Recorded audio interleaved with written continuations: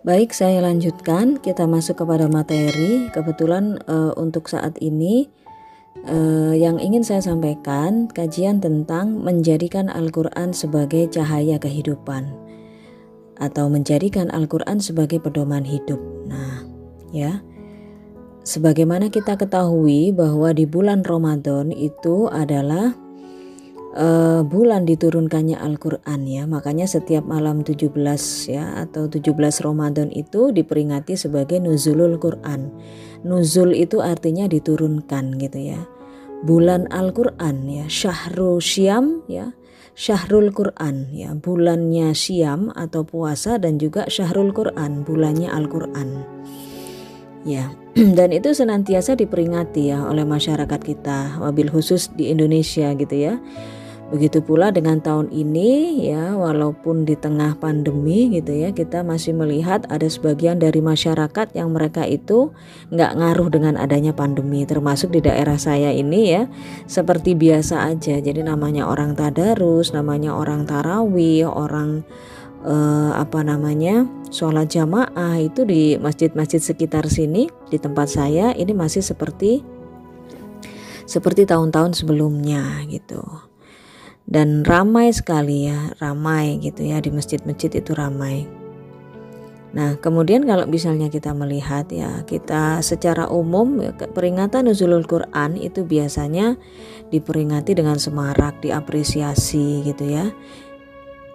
Nah, di sini kita melihat bahwa seruan untuk membumikan Al-Quran atau misalnya seruan untuk menghatamkan Al-Quran khususnya di bulan Ramadan seperti sekarang ini, hampir semuanya kita lihat ya, orang-orang itu senantiasa berlomba-lomba untuk bisa menghatamkan Quran, kan gitu ya, gitu, terpacu, bahkan mungkin ada beberapa masjid yang dia itu atau kelompok-kelompok pengajian yang menyelenggarakan tadarus online ya, dengan target itu bisa menghatamkan berkali-kali ya.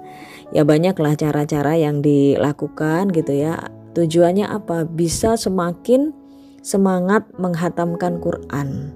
Nah, ini adalah sebuah hal yang patut kita apresiasi, patut kita syukuri. Hanya saja di sini saya ingin memberikan sebuah remember lah ya, pengingat bagi kita semua bahwa kemuliaan Islam, keagungan Islam gitu ya, dan Islam itu akan tampak sebagai rahmatan lil alamin ketika aturan-aturan Islam yang diturunkan oleh Allah ya, termasuk di dalam Al-Quran gitu ya, itu bukan hanya sekedar dibaca ya. Jadi hukum membaca Al-Quran itu adalah sunnah, sedangkan menerapkan isi kandungan Al-Quran itu hukumnya wajib gitu. Jadi jangan kebolak-balik. Kalau kita melihat sekarang fenomena di masyarakat ya, bahwa mereka itu sampai ya luar biasa kalau mempelajari Al-Quran, belajar bacanya itu ya, bahkan grup TPQ itu tersebar gitu ya di kampung-kampung. Nah, yang perlu juga kita tanamkan ya, termasuk kepada diri kita sendiri dan keluarga, bahwa hukum membaca Al-Quran itu adalah sunnah, sedangkan yang wajib adalah melaksanakan atau mengamalkan isinya. Walaupun kita tahu ya, membacanya saja itu berpahala. Satu huruf Al-Quran yang kita baca, jadi misalnya alif gitu ya, itu kita udah dapat 10 kebaikan. Kalau kita baca di bulan Ramadan berarti bisa jadi 100 kebaikan, atau bisa jadi 7.000 kebaikan. Kan pahala di bulan Ramadan dilipat gandakan 10-700 kali, bahkan lebih daripada itu. Gitu ya. Jadi kalau kita baca Al-Quran di bulan Ramadan, wih luar biasa, apalagi kita sampai bisa menghatamkannya ya. Pahalanya itu banyak sekali, tinggal dihitung sendiri. Jadi satu huruf itu misalnya minimal kita dapat 100 pahala, dikalikan dengan berapa huruf yang kita baca setiap hari. Gitu ya. Itu luar biasa. Nah, namun di sini kita juga perlu untuk meninjau kembali. Apakah sikap kita memuliakan Al-Quran hanya cukup dengan kita baca saja gitu ya, tetapi tidak tidak kita pahami, tidak kita maknai setiap ayat yang kita baca, bahkan kita nggak tahu artinya. Nah, itu jangan sampai sikap seperti ini ya di dalam memuliakan Al-Quran, ya jangan sampai seperti ini. Karena itu adalah bagian dari upaya untuk mengkerdilkan peran Al-Quran. Ya, itu ya satu ya. Jangan kemudian hanya membaca tanpa tahu, tanpa paham maknanya. Kemudian yang kedua, jangan sampai kita membaca bahkan hatam berkali-kali tetapi kita tidak pernah atau bahkan kita tidak tahu ya bahwa apa yang kita baca itu adalah sebuah hukum-hukum. Ya, kandungannya hukum-hukum yang harus kita terapkan di dalam kehidupan sehari-hari. Gitu. Atau bahkan kita melihat fenomena ya, banyak dari ayat-ayat Al-Quran itu yang dijadikan sebagai jimat ya. Kadang-kadang ayat Al-Quran tertentu ditulis di sebuah kertas, kemudian dilipat-lipat gitu ya, kemudian dijadikan jimat, dikalungin ke leher anaknya atau ditaruh di atas pintu gitu ya. Nah, jangan sampai kemudian sikap-sikap seperti itu yang kita lakukan terhadap Al-Quran, karena Al-Quran itu adalah hudar linnas, dia adalah petunjuk bagi manusia. Jadi namanya petunjuk itu tidak cukup dibaca, nggak bisa. Ya, jadi misalnya gini, sama seperti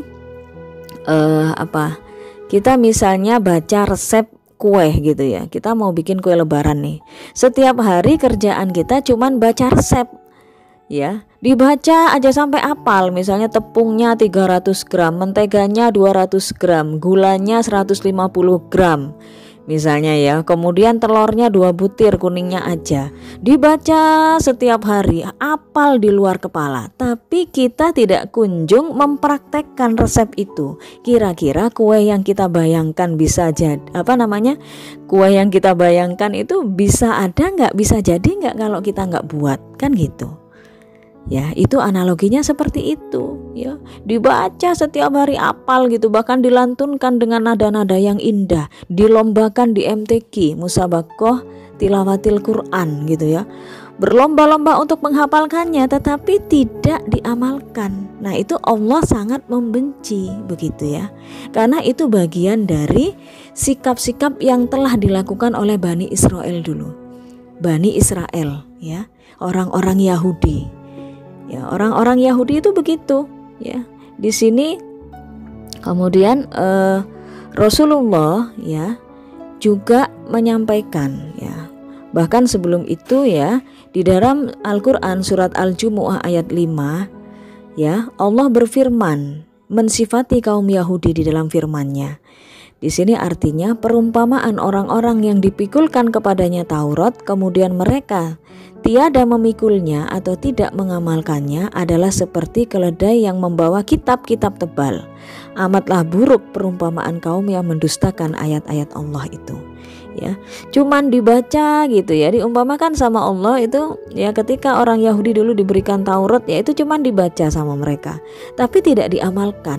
Itu sama Allah diumpamakan bagaikan keledai. Ya, keledai itu hewan yang lebih buruk daripada kuda. Suaranya jelek, seburuk-buruk suara itu katanya suara keledai. Ya, bagaikan keledai yang di atas punggungnya itu memikul kitab-kitab yang tebal. Cuman dipikul aja, tapi dia nggak paham isinya, apalagi diterapkan isinya. Nah, itu ya. Nah, jangan sampai kemudian kita disifati oleh Allah seperti orang-orang Yahudi ini. Nah, gitu. Kemudian Rasulullah juga pernah mengeluhkan gitu ya. Ya, Rasulullah pernah mengeluhkan, pernah mengadukan hal ini kepada Allah di dalam surat Al-Furqan ayat 30. Di sini Rasulullah mengatakan, dan berkatalah Rasul ya, qala Rasulu ya Rabbi, wahai Tuhanku, inna qaumi, sesungguhnya kaumku, ittakhadu hadal Qur'ana mahjuro. Sesungguhnya kaumku ini hanya menjadikan Quran ini sebagai sesuatu yang diabaikan. Ya, dibaca, dilantunkan dengan nada-nada yang indah tetapi tidak diterapkan, buru-buru menerapkan, paham artinya dibaca juga enggak. Nah, ini adalah sebuah sikap yang harus dihindari oleh kaum muslimin ya, termasuk diri kita, keluarga kita dan umat Islam pada umumnya. Ya, karena Al-Qur'an itu sebagai petunjuk hidup, dia adalah penerang bagi kehidupan kita dan menjelaskan segala sesuatu. Ibnu Katsir ya, beliau adalah seorang ahli tafsir. Di dalam kitab tafsirnya menjelaskan bahwa contoh dari sikap mengabaikan Al-Qur'an ya, diantaranya adalah menolak untuk mengimani dan membenarkan Al-Qur'an ya. Tidak membenarkan Al-Qur'an ketika misalnya dibacakan dalil-dalil tentang wajibnya memakai hijab yang syar'i dikala seorang wanita itu sudah baligh ya, dikala seorang wanita dia berada di dalam kehidupan umumnya, bertemu dengan laki-laki yang bukan mahramnya, dijelaskan secara mendalam ya, beserta dengan dalil-dalilnya dari Al-Qur'an, tetapi tidak mau menerima atau bahkan menolak. Itu termasuk salah satu dari sikap mengabaikan Al-Qur'an. Ya, yang kedua, contoh sikap mengabaikan Al-Qur'an juga tidak mau menyimak dan mendengarkannya, bahkan membuat kegaduhan dan pembicaraan lain sehingga tidak mendengarkan Al-Qur'an saat dibacakan. Jadi nggak boleh ya. Jadi misalnya ada sebuah pertemuan atau forum ya atau apapun, ketika dibacakan ayat-ayat Al-Qur'an maka kita itu harus diam dan mendengarkan serta menyimak. Nah, kalau tidak, bahkan kita ngomong sendiri, itu termasuk dari sikap mengabaikan Al-Qur'an atau mahjuro tadi itu ya, sesuatu yang diabaikan yaitu Al-Qur'an. Ya, sikap yang ketiga, tidak mengamalkan dan tidak mematuhi perintah dan larangannya, bahkan berpaling darinya, lalu berpaling kepada aturan yang lain selain Al-Qur'an. Bisa dari pendapat-pendapat para tokoh sekuler, pendapat para tokoh dari orang-orang kafir, itu justru lebih dia ambil, justru lebih dia percaya daripada ayat-ayat Allah di dalam Al-Qur'an, daripada mengambil hukum-hukum Allah di dalam Al-Qur'an. Nah itu ya, ini yang berbicara adalah Imam Ibnu Katsir. Beliau adalah salah seorang ahli tafsir. Dan ya, sebagai seorang muslim, kita itu tidak dibenarkan untuk menafsir-nafsirkan ayat Al-Qur'an sesuai dengan hawa nafsu kita, tetapi harus merujuk kepada para ahli tafsir di dalam menafsirkan ayat-ayat Al-Qur'an. Di dalam hadis dikatakan, barang siapa yang menafsir-nafsirkan Al-Qur'an sesuai dengan sekehendak hatinya tanpa memiliki ilmunya, maka bersiaplah untuk mengambil tempat duduknya di neraka. Gitu ya. Jadi jangan sekali-kali kita menafsir-nafsirkan sendiri, tetapi harus melihat atau merujuk kepada pendapat para ahli tafsir. Makanya kan kitab-kitab tafsir itu ada. Misalnya Imam Ibnu Katsir ya, Ibnu Katsir, kemudian ada tafsir Jalalain gitu ya, ada tafsir Al-Qurtubi ya, itu banyak ya para ahli tafsir yang sudah menafsirkan, karena memang mereka adalah orang-orang yang berhak menafsirkan ya, karena punya ilmunya ya, kompeten ilmunya di dalam menafsirkan ini. Kalau kita tidak punya ilmunya, maka kita tidak boleh menafsirkan sendiri ayat-ayat Al-Qur'an itu.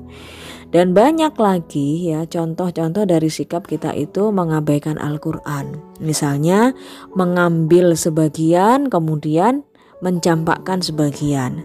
Misalnya saya cocoknya kalau aturan Islam di dalam Al-Qur'an itu cocoknya cuman yang tentang rukun Islam dan rukun iman. Tapi kalau sudah menyangkut masalah jual beli, masalah pinjam meminjam, masalah riba atau masalah politik, ekonomi ya, sosial ya, bagaimana Islam mengatasi pandemi ya, bagaimana Islam misalnya mengatasi kelaparan, wah itu saya nggak mau yang itu. Nah hati-hati, itu juga bagian dari sikap kita mengabaikan Al-Qur'an. Di sini Allah di dalam surat Al-Baqarah ayat 85 Allah berfirman, A'udzubillahi minasyaitonirrajim, Bismillahirrahmanirrahim, afatu'minuna bi ba'dil kitab wa takfuruna bi ba'd. Fama jazaa'u may yaf'alu dzalika minkum illa hisyun fil hayatid dunya wa yaumal qiyamati yuradduna ila asyaddil adzab wa mallahu bighafilin amma ta'malun.